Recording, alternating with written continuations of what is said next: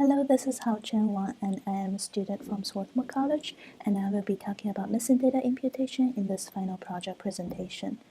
Missing data is actually a pretty common problem in many cases of statistical analysis, and it can arise through various ways, including non-response where a respondent may refuse to answer a question, or a researcher accidentally handling samples and abnormal values in incorrect ways.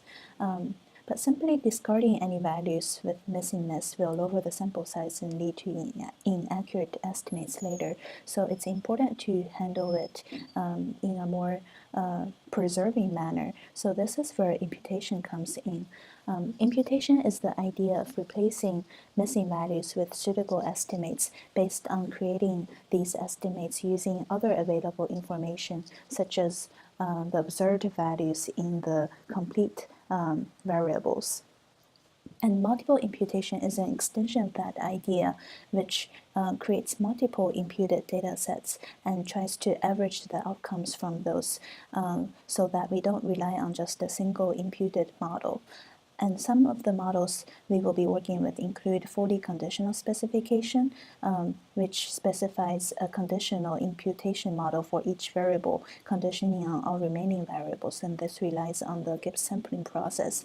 And joint specification is broken down to the simultaneous approach, which jointly models a variable based on missingness, and also the sequential approach, which slowly builds up the joint distribution by conditioning on one additional variable at a time, which follows univariate models. It's important to talk about missing data mechanisms as well, which are the different ways in which data arises to be missing. Missing completely at random is when there is no relationship between missingness of the data and the values of any variables, which could happen when a respondent accidentally skips a question. And missing at random is when missingness is unrelated to the missing values themselves, but may be related to the observed variables. For example, a person with high income might refuse to answer a question on education level, but the income itself is not a variable that causes missing value within the income variable. And missing not at random is the harder mechanism to resolve because missing data will be related to the missing values. The data set we are working with is compiled by a political scientist on time series data for 18 countries between year 1978 and 2004, and it looks at various economic and political factors. This is an interesting data set and has a mix of continuous and discrete data types, but there are certainly other variables we can look at, but we primarily worked with 5 variables in year 2004 to simplify our data set to proceed with the imputation analysis. The approach we are taking is to choose 2 variables to be missing, and then we randomly erase some of the values from these 2 variables according to the missing at random mechanism. This would create an incomplete data set, and this incomplete data set can then be multiply imputed and used to compute many estimates and confidence intervals, which we can compare against the characteristics of the original data set. We will be using mice package to build a fully conditional specification model and the mix package to build the jointly simultaneous model. So the imputation is a function call to create the incomplete data, and to go through it quickly, we decided to choose multi-party, which is a binary 0 or 1 for whether the country has a multi-party system, and the growth index, which compares the change in the growth between the previous year and the current year to be the missing variables. One of them is categorical / binary, and one of them is continuous. And we see that the incomplete data set looks like this with some NAs under the columns multi-P and G1. And the histogram here demonstrates the percentage of missing data in these 2 missing variables, and grid pattern also similarly as the visual representation for how the missing data looks like and is distributed. The first library, again, we mentioned earlier, is called mice. it creates multiple imputations for multivariate missing data by giving each variable its own imputation model. And the way we used it is to supply the incomplete data and the number of multiple imputations and the imputation method to be used for each variable. For example, G1 and the LFI will use Bayesian linear regression because it's efficient at handling a variable that is close to normally distributed. And for others, we look at the type of the variable. In the case of multi-P, where the values it could take on is 0 or 1, we thought logistic regression makes more sense for encoding the binary nature of the data. And after we impute using mice, we see that the columns have now been filled with values.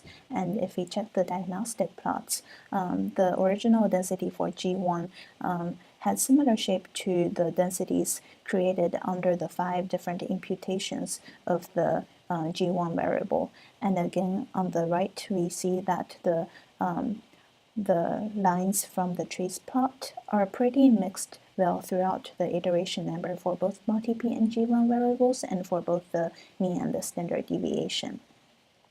And mix is the second library which can be used to create multiple imputations under the simultaneous joint model.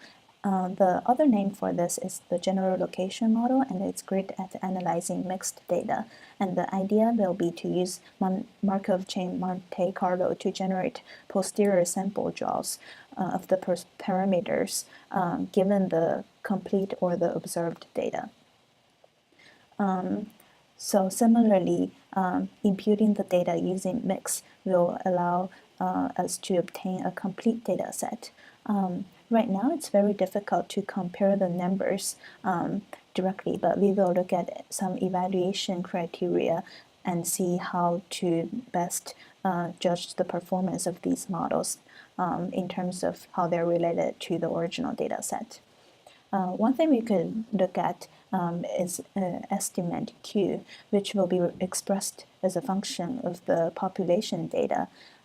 And doing multiple imputation will allow us to obtain an estimate of this estimate, which can be used to generate some important statistics, including Q bar M, U bar M, and BM, which can be fed into the formula for calculating the variance estimate of this estimate.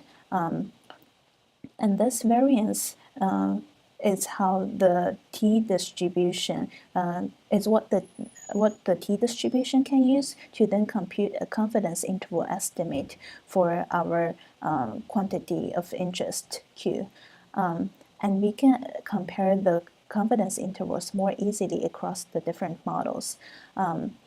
For example, if we look at the G1 variable, we see that the original 95% interval for the complete data falls between -14 and 11, and under mix, the coverage is more similar to the original than the one achieved under mice.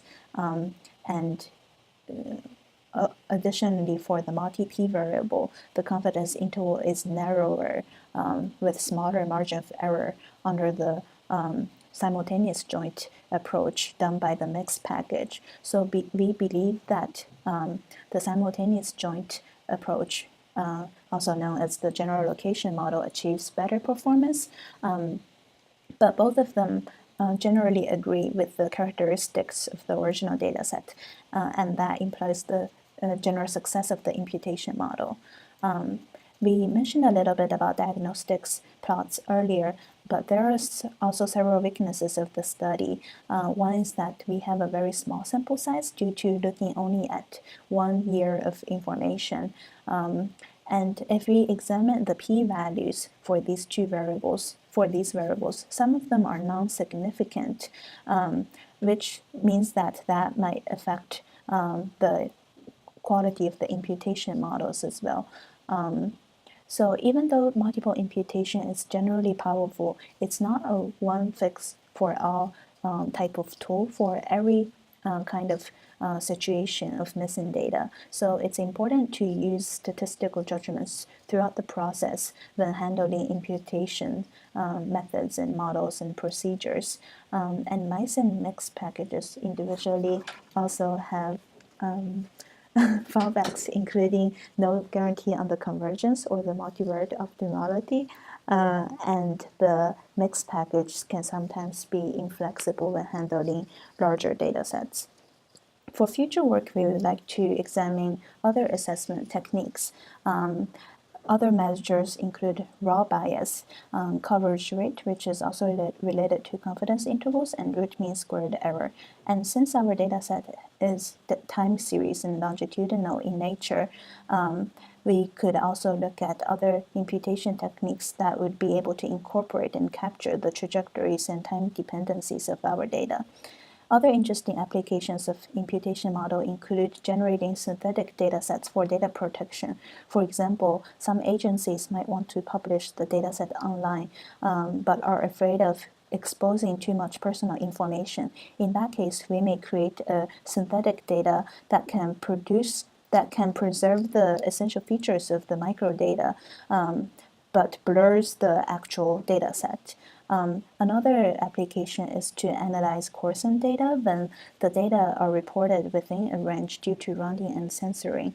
There are, of course, other interesting applications as well, and in general, missing data is a very important problem to look at, and it's essential to handle any missingness before we proceed on to the statistical inference and the model building later for other applications as well.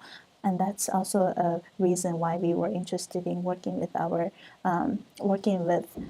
data imputation, and we definitely learned a lot throughout this process on how to treat missing values well and what to do when analyzing or assessing the quality of the imputation techniques. And this is the end of the presentation, so thank you so much for listening.